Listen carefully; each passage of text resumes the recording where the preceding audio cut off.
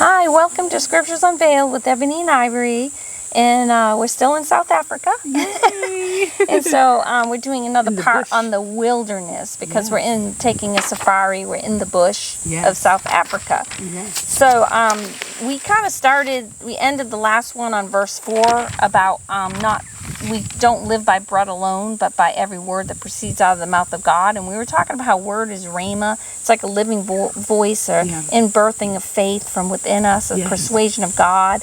And how mouth is like a face-to-face. It's an inbreathing from within.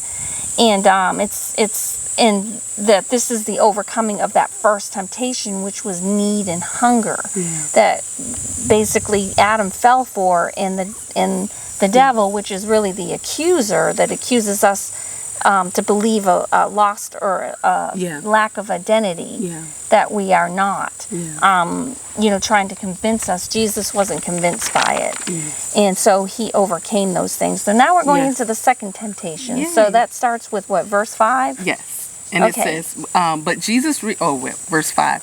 Then the devil took him into the holy city and placed him on the highest point of the temple. He said, if you are the Son of God, throw yourself down, for it is written, he shall command his angels concerning you, and upon their hands they shall lift you up, so that you may not strike your foot against a stone. Wow. And once again, we're saying, devil is just the accuser. He's the slanderer. So there's an accusation coming against our identity. And so in this scripture, the identity is the holy city. Right. So if you look at holy city, holy is just being set apart. This is our place, and it says the highest temple.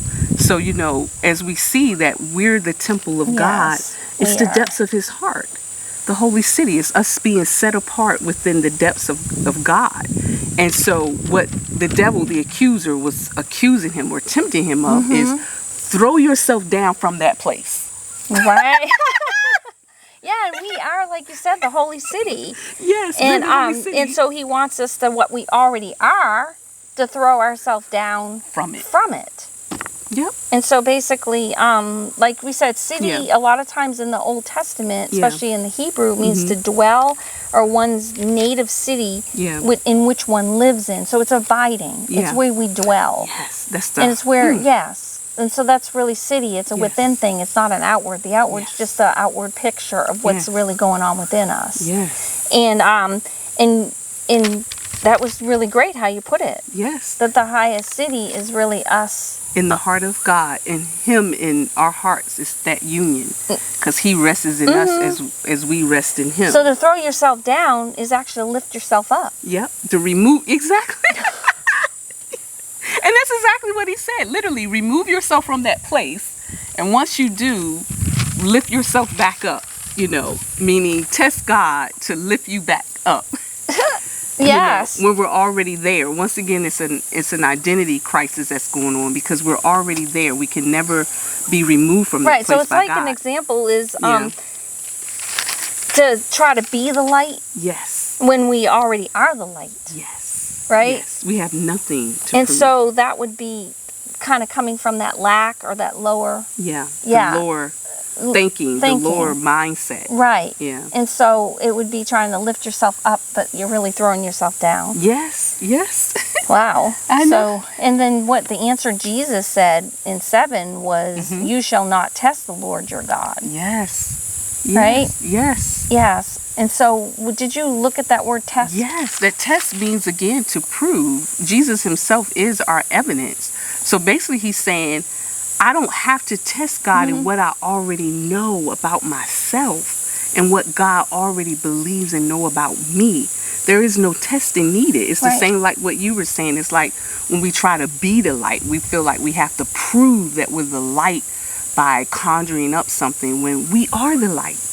We are the glory of God. There's no proof. Right. The proof was Jesus himself in the evidence. And he was the test, and he passed the test, and there's no test. That's why he said, test not God. Right. God knows who we are.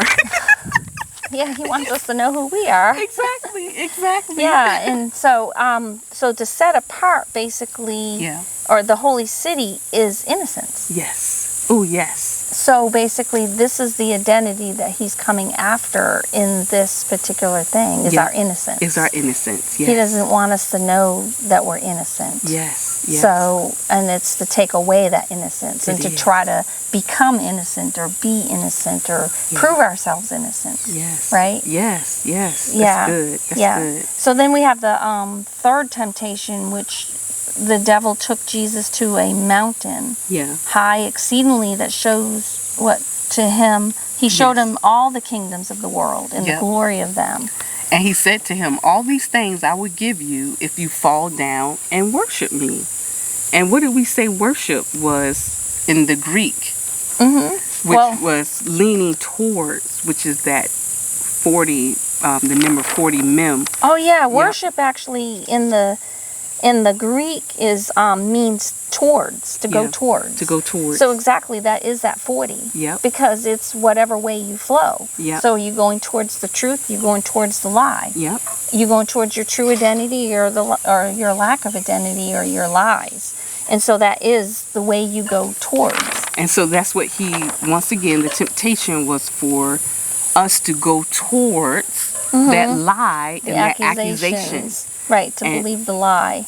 And then to try to inherit our own kingdom in this world without realizing we already have a kingdom in God. Right. Yeah. And so mountain, because he said take down this mountain or go to this mountain. Mountain is oros in Greek, and the mountain is a lifting self up above a plane. So it means to raise up or lift up, or kind of similar to the Hebrew word nasa, which is the lift up or carry. Yeah. So, and then it also has a root word of a rooster, hen, or a bird. So it's a picture of rising above in the air. Yeah. So it's a lifting up oneself. Yep. And that's that pride. Yep.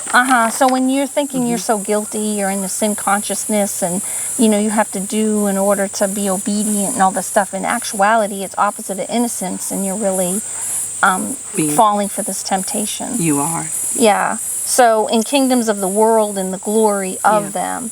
So that raising up of the mountains is that good when you're finding goodness in yourself. Yes. It's a finding goodness in yourself. Yes, yes, because that word glory in Greek actually means intrinsic goodness, intrinsic worth. Meaning it's the worth that's been inherited, not the worth that we have ourselves. Right. It's a worth that comes from this world and our doings and what we're doing. Yes, yes. And all that. Yes. So, yeah. And that's really, really cool. Yes, it is. Yeah. And then we have another one that Jesus overcame. And we talked about serving. Where was that in the scripture? It said something about serve. And it says, Jesus said to him, because this is how he overcame. He said again, he said to him all these things, or Jesus said to him, go away, Satan, for it is written, you shall worship God alone, and him only shall you serve.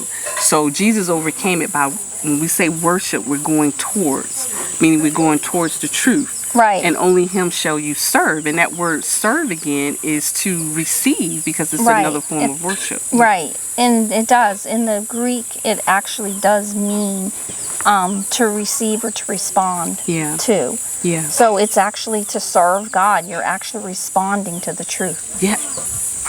That's good. I like that. Yeah. So is that about it for this? Yes, the that end? is. Did we get to the end? I don't have the Bible in front of me. Yes, yes. No, we did. Those were the three temptations. Yes. Okay. So we got the first one that was about need that Jesus overcame. The second one, innocence, to restore our innocence. And the third one was inheritance and worth.